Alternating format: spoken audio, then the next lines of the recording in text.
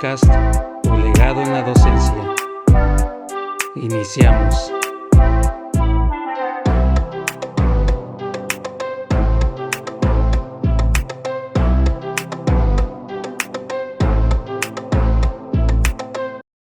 Hola, ¿qué tal? Muy buenos días, muy buenos días. Los saludo aquí con el gusto de siempre aquí en este su programa, pues como todas las 3 o 4 veces que nos toca en la semana, en lo que van pasando los días. Pues es una nueva oportunidad para grabarles el programa para que vengan cada 3 o 4 días a revisar si hay un nuevo programa, si vamos a hablar un nuevo tema, si hay un nuevo episodio subido y publicado aquí en la plataforma. Entonces más que nada y básicamente pues bueno, tenemos ahora sí que la costumbre de irnos publicando cada tercer o cuarto día de publicación de un episodio a otro. Aquí voy hasta tratar de andar con ustedes en esas ocasiones. Sí, voy a procurar que sea de este modo debido a que el último episodio que les mandé, si no me recuerdo, fue cuando déjenme revisar, el hospital y la docencia. Ese lo grabé yo estando realmente en el hospital, o sea, sí fue un hecho que estaba yo ahí y pues en ese lugar pues con mi señora madre internada, y afortunadamente ya está mucho mejor, ya se va recuperando como toda recuperación normal que tienen en esos periodos, ¿no? Y bueno, ahí fue donde lo grabé, ahí fue donde me llamó no sé si llamarlo inspiración, pero fue el momento en el que yo tenía que grabar algo así. Una cosa que yo tengo es que aprovecho la oportunidad, o sea, lo que me ha enseñado el teatro, cuando por ejemplo vamos a hacer un papel, es aprovechar la ola, o sea, aprovechar lo que esté pasando, tanto bueno como malo, y lo que nos han enseñado en teatro y que le he aprendido bastante es a transformarlo. O sea, cómo utilizarlo de tal manera que cuando te plantes en el escenario, tú puedas sacar como que la casta, ¿no? De lo que está pasando, cómo transmutarlo, cómo transformarlo en algo positivo o en algo conveniente para ti. Entonces, de eso es lo que vamos a hablar el día de hoy. Les voy a contar una anécdota que tiene que ver con el nombre del episodio, que es aquí, creer que aún te falta. Creer que aún te falta. Esta técnica, porque si es una técnica, lo aplican los coaches o los maestros, lo aplicamos mucho cuando evaluamos, cuando decimos es que aún te falta, aún le puedes meter, o podemos simplemente decir, argumentar, es que no está incompleto, no está completo. Es una forma de decir o de mantener ocupado al alumno, de hacerlo creer, no de desmérito, sino el hecho de que el alumno cree que aún le falta mejorar, que aún puede dar más. Ahora depende de cómo lo manejes, porque pues, hay quienes los espantan, ¿no? Así de, pues, no, está feo. Por ejemplo, un comentario despectivo que hay maestros que sí lo hacen, que maltratan a los alumnos a la hora de evaluar sus tareas y sus trabajos, y los desmeritan o los regañan o les dicen no eres suficiente o no tienes derecho o qué porquería, ¿no? Que todavía en los tiempos de hoy pues todavía serán situaciones donde pues, hay maestros que sí llegan a amedrentar de esa manera. Y bueno, hablando de este tema, yo lo que hago es que siempre pongo puntos de mejora en los trabajos. Aunque yo vea que ya entregó, aunque yo vea que ya completó. De todas maneras, siempre les hago creer a mis alumnos, en muchas ocasiones es cierto, en algunos no tanto, de que les digo que hace falta un detalle para que ellos mejoren, para que ellos no se conformen, no le busquen terminar acabar con un trabajo con conformismo. Eso es lo que tienes que observar mucho como maestro. Sobre todo el buscarle, el saber cómo decirle las cosas para darle a entender que lo puede mejorar y que tú le puedes pedir que le meta este detalle, este otro. O sea, también tienes que darle ideas a los alumnos para que ellos te puedan seguir y te puedan seguir trabajando, o sea, motivarlos de tal manera en la cual ellos le sigan metiendo más y más y más al trabajo. Para esta parte pues tienes que ser creativo. Obviamente en materias como matemáticas pues una fórmula es una fórmula. Obviamente que los quebrados o la raíz cuadrada pues nada más tiene una forma de ser. Pero por ejemplo ahí creativamente en matemáticas podría ser que escriba que por ejemplo una fórmula que ya se le enseñó, escriba el problema como al revés, como ya ven que en los exámenes nos ponen que de hecho esto me confundió a mí mucho como estudiante, el hecho de que yo tenía que resolver la fórmula matemática, o sea, plantearla de acuerdo a la ecuación o a la fórmula matemática que yo había resuelto. O mejor dicho, que yo tenía que determinar qué fórmulas matemáticas que se me enseñaron podían aplicarse al problema que me estaba mencionando. O sea, me acuerdo mucho de planteamientos y preguntas como fulanito fue a la tienda y compró tantas verduras, ¿no? Que si él quiere dividir o si él quiere saber cuánto no sé qué, qué fórmula le permitiría obtener cuántas, por ejemplo, frutas le faltan, ¿no? De lo que realmente compró.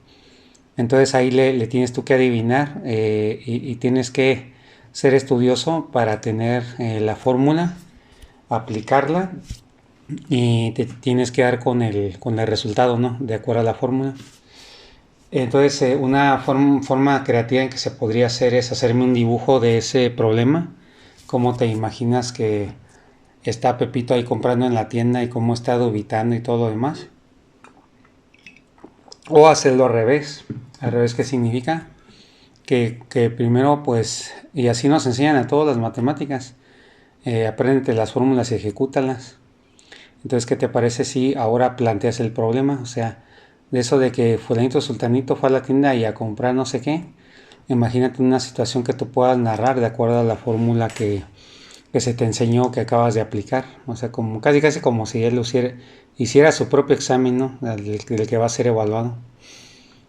Entonces, con esos pequeños ejemplos, es la forma, en la manera en la que puedes usar la creatividad para llegar a tus estudiantes, para que no lo sientan como una imposición y sobre todo no pase que se aburran o se te lleguen a fastidiar o se te rebelen simplemente porque sienten que nada más los quieres poner a trabajar. Por ejemplo, una forma errónea es imponerles al punto en el que les llegas a decir, me vas a hacer 100 veces el mismo trabajo. Esto muchas veces lo decimos, incluyéndome, a mí me pasó con unos alumnos de una secundaria. Lo decimos cuando no hallamos cómo entretener al alumno o que el alumno acabe bien rápido, o notamos la actitud de acabar rápido del alumno, de que ya se quiere sentar o ya no quiere hacer nada o le parece absurdo y te quiere engañar o chamaquear o te quiere retar o quiere salirse con la suya de que termina rápido muchas veces por fastidiar o porque no quiere hacer nada, ¿no? Y la forma más fácil en que muchos maestros le hacen, pues le pongo más tarea. En lugar de que me haga 10 planas, que me haga 20. En lugar de que me haga, si ya las acabaste, ahora me haces 30. Ya las acabaste, ahora me haces 50. Y si me vuelves a decir, son 100. Yo creo que esto le ha pasado a más de alguno. Y es súper común ver esa actitud en los estudiantes, ¿no? Como que muchas veces gente que no quiere trabajar o está fastidiada o simplemente pues te la quiere hacer de emoción. así hay de todo tipo de alumnos. Bueno, entonces esa es la manera en como yo te lo puedo recomendar. Ahora, ¿qué significa eh, hacer creer que aún le falta? Ahora voy a poner una anécdota que tiene que ver con el deporte. Esta técnica pues lo usan mucho los deportistas de élite o lo usan mucho las personas que siempre aspiran a llegar a algo más. Pero tiene también un detalle psicológico, se podría decir, en el cual a veces no es sano andar por la vida así, porque obviamente es bueno ser perfeccionista, pero cuando ya lo eres a un nivel patológico o cuando lo eres, no que le exageres, pero que sea porque lo estás haciendo por alguna herida emocional que tienes o por el incentivo incorrecto, es a lo que me refiero. Lo que pasa ahí es que te puede llegar a traumatizar, puede venir de un problema de autoestima en el que no te sientes suficiente y no importa lo que hagas, siempre vas a ser infeliz y no vas a sentir la satisfacción, incluso aunque lo logres, ¿no? Ahí está la parte mala del asunto. Pero la puerta buena es si lo sabes aprovechar, esto lo hacen muchos los atletas de élite que se presionan más allá, mucho más allá de lo que estarían dispuestos a dar en circunstancias normales. Porque para ser un atleta de élite y sobre todo si eres pionero o eres de los que están creciendo rápido, imagínate un olímpico, alguien que está compitiendo en su disciplina, ya sea natación, atletismo, karate, lo que fuera, con cuántos tiene que competir para que lo elijan en los Juegos Olímpicos. Entonces la presión es grande y obviamente esa persona necesita empujarse de una forma, póngale sobrenatural, antinatural, para que su cuerpo adquiera cada vez más resistencia, más resiliencia y sobre todo pues alcance esos niveles tan deseados, ¿no? de un deportista.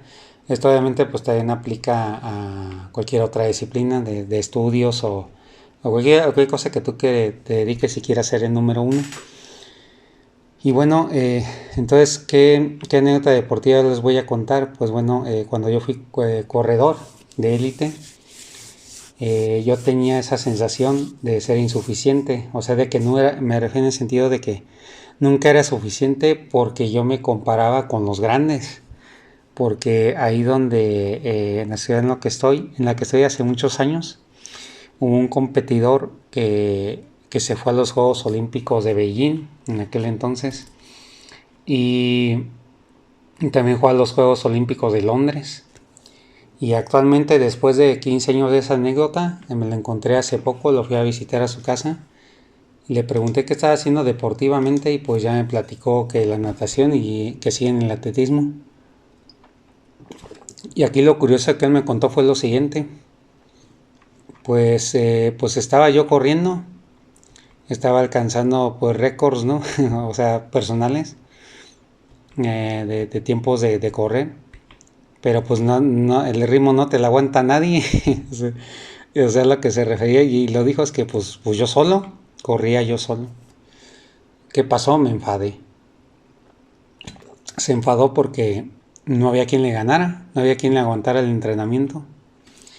Pero él, a esta persona desde que lo conocí, él empezó a correr porque, pues primero que se metió creo que a natación, no le fue como esperaba, no le gustó. Se metió al karate y no era lo que él esperaba porque le rompieron la nariz al primer combate, algo así. O lo sofocaron, le metieron un buen golpe en el estómago, algo así. O se fracturó, no sé qué pasó. Y dice esa persona que empezó a correr porque pues le llamó la atención y se quiso meter a la pista. Me acuerdo hace aproximadamente 15, 16 años cuando tuve una plática con él. Me dijo algo que nunca se me va a olvidar. Dice, yo empezaba a correr y yo me creía listo ya para una competencia. ¿Cuánto es de una maratón? Empecé a preguntar a mi entrenador, a los que sabían de ahí. No, pues una maratón son 10 kilómetros y se queda así, ¿cómo que 10 kilómetros? ¿Cómo que 10 kilómetros? No, pues sí. Y dice que decía, no, cuando voy a llegar a eso. ¿Y cuántas vueltas son en la pista? No, pues como 25.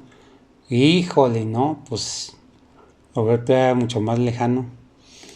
Lo que a él lo motivó fue el hecho de que se comparó con un viejito, ya de 60 y tantos, y ese viejito pues le ganaba a correr, le ganaba a correr. Entonces él lo agarró de motivación porque se comparó con ese viejito que le ganaba a correr. Y él siendo tan joven, pues él se preguntaba, ¿cómo me va a ganar un viejillo? Entonces esa anécdota así tan sencilla y tan simple como se las estoy contando, lo llevó a él a ser maratonista de élite y a haber participado en los Juegos Olímpicos de Beijing y de Londres, porque se comparó con alguien que era superior a él. Y cuando alcanzó el nivel, se dio cuenta de que era más fácil de lo que él creía. Y siguió adelante, y siguió adelante, y siguió adelante. Y pues llegó al punto de que se empezó a comparar con quienes eran mejor que él. Si ya logró su primer maratón de 10 kilómetros en tanto tiempo, se empezó a encontrar con gente que era mejor que él. Y le siguió dando y le siguió dando y lo superó. Y luego otra vez, ya adivinaron, se empezó a encontrar a gente que le ganaba en esos tiempos. Cuando ya había roto un récord o ya le había ganado a los que se había propuesto en alguna competencia o entrenamiento como fuera, se encontraba otros que igual por las competencias o porque él subía de nivel, o eran sus compañeros de entrenamiento o simplemente la posición que él quería agarrar se lo exigía. Se encontraba a otros todavía que aún a pesar de haber logrado la maratón ya cuando corrió su primer maratón de 41,2 kilómetros, ahí se fue escalando bajo esta simple y llana y podríamos llamar absurda fórmula, ¿no? De que pues llegó hasta los Juegos Olímpicos. ¿Por qué? Pues porque no se dejó, porque siempre encontraba a alguien que le ganaba y él por no dejarse, pues se ponía el reto más alto y le seguía entrenando cada vez más, cada vez mejor. Esto es muy parecido a lo que hacía Michael Jordan. Michael Jordan incluso se inventaba historias en su cabeza de que fulanito, sultanito de tal, de los que jugaban básquetbol del equipo contrario, incluso se inventaba que él pensaba o que él había dicho que él no la hacía para ser basquetbolista o que él no era lo suficientemente bueno. O sea, incluso se llegó a inventar ese tipo de experiencia mental para, para motivarse de esa manera. Entonces puede parecer como loco, como yo jamás haría eso. Pues claro que jamás harías eso porque no está en tu radar, no se te hace absurdo y no estás dispuesta a subir el nivel o a lo que te sea que te estés dedicando, pues simplemente no quieres llegar a alcanzar esos niveles o ese nivel de fama, de éxito o ese nivel de esfuerzo que necesitarías, ¿no? Para llegar a donde tú quieres llegar, si te lo fijaras como meta. Entonces obviamente pues ni de loco lo vas a hacer porque una persona que sí lo logra, a lo mejor pone si está loca, pero se aventó, lo hizo. Y por eso actualmente el día de hoy está donde está. Entonces eso fue lo que motivó a Michael Jordan. Así él se informaba de rivalidades solo o reales o solo, y eso hacía que él subiera de nivel a unas alturas que parecían de milagros sobrehumanas. Y como lo han dicho los coaches que saben de eso, no es que sea un milagro. Lo que pasa es que simplemente hizo lo que tenía que hacer para tener los resultados que quería obtener y ya. Y eso a mucha gente pues le parece una locura, ¿no? Y bueno, este ejemplo nos sirve ¿para qué? Pues porque como yo fui corredor en aquel tiempo, en el tiempo en el que yo estuve, la anécdota personal es que cuando yo me entrenaba, siempre me estaba comparando, pero con los de mero arriba, que corrían, pero como unas gacelas, y yo corría rápido, ellos corrían como unas liebres, a comparación mía. Yo era el perrito cazador que quería agarrar la liebre, y la liebre tan hábil que en cuanto la iba a agarrar se me escabullía y quién sabe cómo la hacía, se desplazaba a la izquierda o la derecha bien rápido y ¡zas! Tiraba yo el mordisco y ya se me había ido. Entonces, yo siempre me estuve comparando con las liebres. Me sobrepasaban de sobremanera, o sea, me ridiculizaban en los tiempos, en la resistencia, y obviamente para ser corredor de élite como ellos, sí, una vez sí me dijeron, no, pues para dedicarte bien a esto, tú tienes que, no dijeron dejar de comer, pero sí estar bien delgadísimo, y unos llegaron a pesar hasta 48 kilos. Háganme el favor ahí para que se den una idea. Entonces, no hice ese sacrificio. A mí me gustaban también otros deportes, como el karate y pesas. Llegué a mezclar karate y pesas y atletismo. Y eso me llevó, pues, sí, a un profundo cansancio también. 2 veces me quedé, como se llama en el deporte, quedarse seco. O sea que ya sientes que ni la sangre te circula en el cuerpo como si te hubiera picado un alacrán. Así, en ese estado te llegas a poner. En ese estado precario donde parece que estás enfermo y ya tus fuerzas se fueron. Entonces ahí, pues esa actitud siempre me llevó a más, a más, a más, a más, a más, a más. Y al punto de que pues le exageraba, ¿no? En los entrenamientos daba más de lo que mi cuerpo podía aguantar. Pero ¿qué pasó? ¿Qué nivel me daba yo cuenta? O más bien no me daba cuenta que yo ya tenía.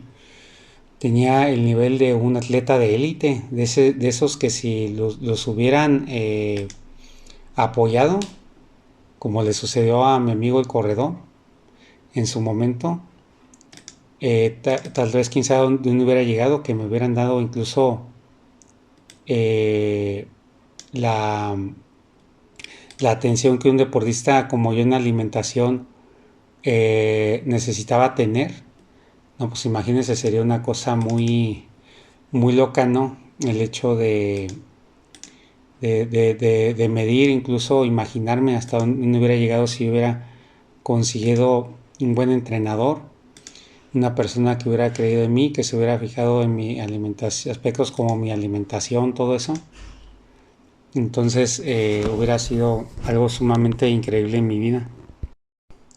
Y bueno, ¿qué régimen de entrenamiento seguía? Entonces, si yo andaba muy así, pues el régimen de entrenamiento prácticamente era que yo, sin darme cuenta y porque me comparaba con los de élite, era que yo me esforzaba más, mucho más de lo que yo consideraba que me faltaba en nivel, comparándome con ellos. Entonces, por ejemplo, con este corredor de élite, que les menciono que se fue a los Juegos Olímpicos, comparado conmigo, ¿no? Pues me daba vuelta y media, o sea, era un hecho que me ridiculizaba, ¿no? Si me ponía el tú por tú con él. Y esto pues originó que en algunas ocasiones pues me llegó, unas veces sí me llegó a entrenar, pero nunca alcanzaba el nivel. Eso como que siempre como que fue mi muletilla, ¿no? Mi aspecto, un aspecto que siempre como que me preocupó, me tuvo a tema. Y entonces yo entrenaba y entrenaba. Y en las competencias pues le daba todo lo que tenía y yo siempre me sentía insuficiente. Que como les decía, hay que saber manejar esos sentimientos porque te pueden traumatizar si no lo manejas apropiadamente de forma profesional y no eres consciente de eso, sí te puede llegar a perjudicar una manera en la que se te puede hasta desarrollar un trastorno o no puedes estar disfrutando realmente de tu entrenamiento o lo que estás haciendo. Y bueno, esa mentalidad me llevó, para bien o para mal, a mí me llevó a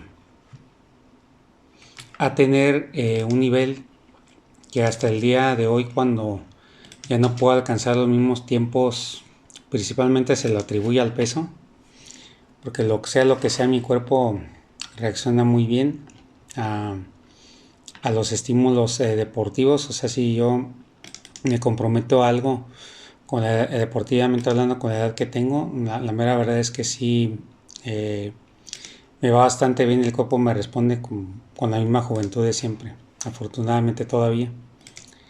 Pero comparado con lo que puedo hacer ahorita, lo que logré hacer en aquella época, híjole, ahora me doy cuenta del gran potencial y las cosas que yo logré, porque siempre anduve con esa mentalidad de que no me alcanzaba, de que siempre creía que me faltaba. Le echaba y le echaba, pero siempre lo sentía insuficiente. Eso sumado a problemas que pasé familiares, a situaciones a las que me enfrenté, que me llevaron siempre pues a dar más, ¿no? Y das más y mucho más. Y principalmente, repito, pues sí influyó el hecho de que quería huir de mis problemas y la enorme estamina que tenía en aquel entonces, pero también el hecho de compararme con los meros atletas de élite y creer yo también, algo que ayudó mucho es creer que en mi potencial de que podía dar más y más y más y más. Un compañero con el que entrenaba en la pista, que nos llegamos a pegar en varios entrenamientos, eso también me motivó cuando nos íbamos a campo traviesa o así. Me motivó bastante estar con él, porque pues me ganaba, sí, la verdad es que sí me ganaba, y eso me motivaba a echarle más y más y más ganas. Nos salíamos a correr fuera a los campos, así como se dice, pues campo traviesa, y yo al compararme con él o que él me jalara, como decía mucho en el atletismo, que él me jala, me llevó precisamente a siempre estar buscando superar mi nivel, a siempre eso que sentía de insuficiente, siempre me aspiraba a dar más, a esforzarme más, a entrenar cada vez más duro. No se podría decir mucho que inteligentemente, ahora haciendo la retrospectiva, pero sí me llevó a sobrepasar límites. Ya tenía un cierto límite con un entrenamiento que había logrado, y ahora se extendía y se extendía. Entonces eso me llevó a siempre buscar la perfección. No sé si la perfección exista o no, pero siempre me llevó a no conformarme, a que siempre se podía subir más y más y más y más y más y más y más, como si no hubiera llenadera, nada de cuenta. Entonces el sentimiento que me invadía de que aún me faltaba y me faltaba y me faltaba. Recuerdo mucho una competencia bien particular, porque yo estaba corriendo pues lo normal, ¿no? Lo que se supone que debes seguir en tu ritmo de competencia. Tú mismo sientes el cansancio de tu cuerpo. Tú sabes que hasta cierto ritmo le puedes dar, que si te sobrepasas, empieza la fatiga crónica, empieza la fatiga prematura. Y por más que le quieras dar, ya no le puedes dar. Incluso te arriesgas a que le disminuyas más el ritmo de lo que realmente pudiste haber alcanzado si le hubieras dado más tranquilo desde el principio. Si eres runner y te gusta esto, sabes a lo que me refiero. Entonces, en esa carrera en particular, recuerdo mucho que de repente se me pega un señor y de repente me dice, como a la mitad de la carrera más o menos: ¿dónde le vamos a pegarnos? Y tú y yo le damos fuerte, vamos a ganarles a todos o vamos a llegar hasta donde tenemos que llegar. Y ya dije, pues este viejito qué, ¿no? Y órale, que cuál viejito, se veía grande el señor, pero se empezó a echar unas zancadotas, me acuerdo muy bien, que yo decía, ¿qué onda con este fulano, no? ¿Qué es esto? O sea, no me lo podía así como creer o concebir. Y eso me llevó a mí a dar un extra de una manera en la cual yo sentía que me estaba atrasando mucho en la carrera, por lo mismo que le decía, esa sensación de la insuficiencia de que otro está corriendo más rápido, el compararme, el saber que estaba entrenando para ser un atleta de élite y que quería llegar a los niveles que quería llegar. Y más me sumaban los problemas en mi casa, o sea, todo eso empezó, todo eso se juntó en ese momento y a lo mejor se juntaron más cosas que por el momento no logro recordar. Pero eso me llevó a que diera una zancada y corriera de una forma que todavía me acuerdo cómo los pies se me abrían con todo el compás y cómo aventaba cadera a cadera. Me acuerdo que usé mucho la cadera para poderme mover con las zancadas que estaba dando. Y andaba así como cuando avientas el cuerpo hacia adelante y empiezas a correr, como que echas más la pelvis hacia adelante con cada movimiento y echas la mirada hacia arriba, así como que te acuestas. Me acuerdo que así estaba corriendo. Y a pesar de la respiración agitada y del cansancio que sentía, yo seguía.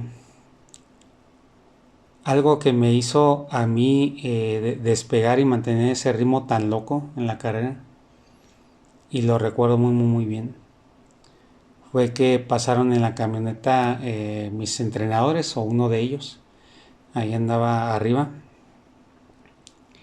y recuerdo muy bien lo que me dijo mi nombre, échale ganas, córrele, y luego de repente me dice, vas lento, córrele, es que vas lento. Entonces me metió esa otra creencia de que iba bien lento. ¿Y que creen que hice yo? Preocupado y era mi entrenador, y como no estaba como corriendo lo que se supone que debería, y luego con el viejito ese ahí adelantándome, ya casi lo veía, ya pues no sé decir muy bien, pero casi como una cuadra de distancia, o es que no sé medirle bien en cuántos kilómetros, pero pónganle que me llevaba como unos 30 segundos, como un minuto casi, se podría decir, de distancia. Respecto a la velocidad que llevábamos los dos, me llevaba como un minuto para yo llegar a donde él estaba, casi. Entonces yo seguí, y él con unas zancadotototas hasta, pues se las aventaba pues así agachado, unas zancadotototas. Y yo seguí corriendo. Y dije, ay, no sé si lo voy a alcanzar, Y luego de repente que le empieza a bajar el ritmo, y ya casi terminando la carrera, como que serán unos 2-3 minutos que se acabara. De repente no sé qué pasó conmigo, como que sobrepasé el límite o no sé, pero ya no me sentía así como cansado, como que en cuanto vi que él ya le bajó de ritmo, yo empecé como que me agarró algo así como queriendo averiguar qué pasaba con él, porque no le seguía echando ganas, hagan de cuenta, y me hizo a mí alcanzarlo. Todavía me acuerdo que eché una zancadota todavía más grande y le pregunté, ¿qué pasó? Pues vamos a seguirle dando los dos. Y de repente me dice, no, es que ya me cansé. Ah, bueno. Entonces lo que hice fue apretarle más. Sí, o sea, lo oyeron bien, más. Y al apretarle más, pues resulta que llegué a la meta e hice el mejor tiempo de mi vida. 36 minutos, 10 kilómetros. Y es un récord, es un número que no he vuelto yo a repetir en mi vida. Actualmente me cuesta muchísimo. De hecho, si logro terminar una carrera de 46 minutos, ya para mí es algo muy élite. Pero en aquel entonces, en aquella época donde hubieron todos esos elementos jugando a mi favor, o impulsándome, o no sé cómo decirlo, pero pues eran los elementos más apropiados para que yo alcanzara esas velocidades. Todo eso que les mencioné, desde el viejito, desde que pasó mi entrenador en una camioneta checando los corredores, todo lo demás, el hecho de sentir que yo no era suficiente, o que no estaba haciendo lo suficiente, y siempre comparándome pues con los meros buenos de arriba, porque me acuerdo que bueno, las veces que fue el campeón olímpico, que yo me pegaba a entrenar con él, me decía, no, mira con este, mejor ponte con este, o sea, así me decía. Dice, yo no sé por qué no te quieres poner con este.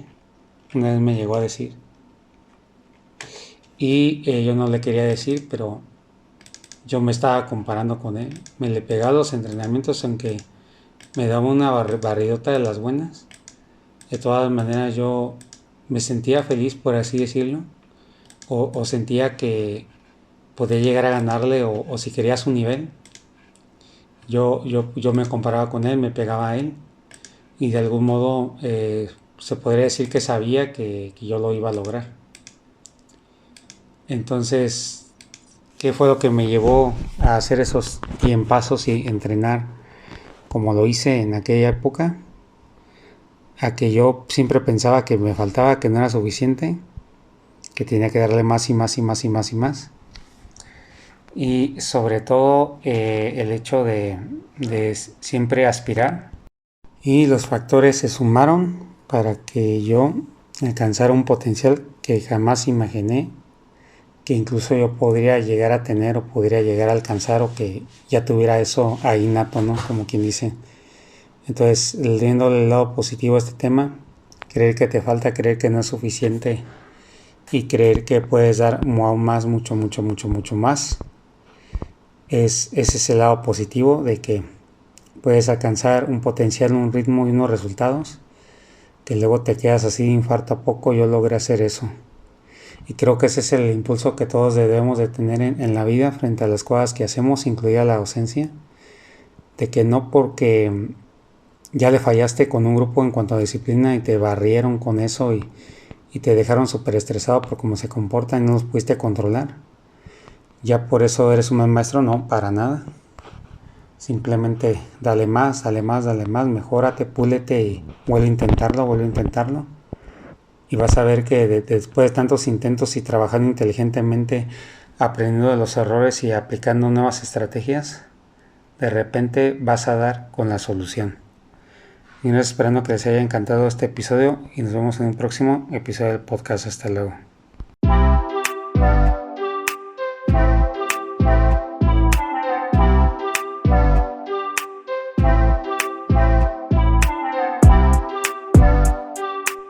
Un placer que nos hayas acompañado. Hasta el siguiente.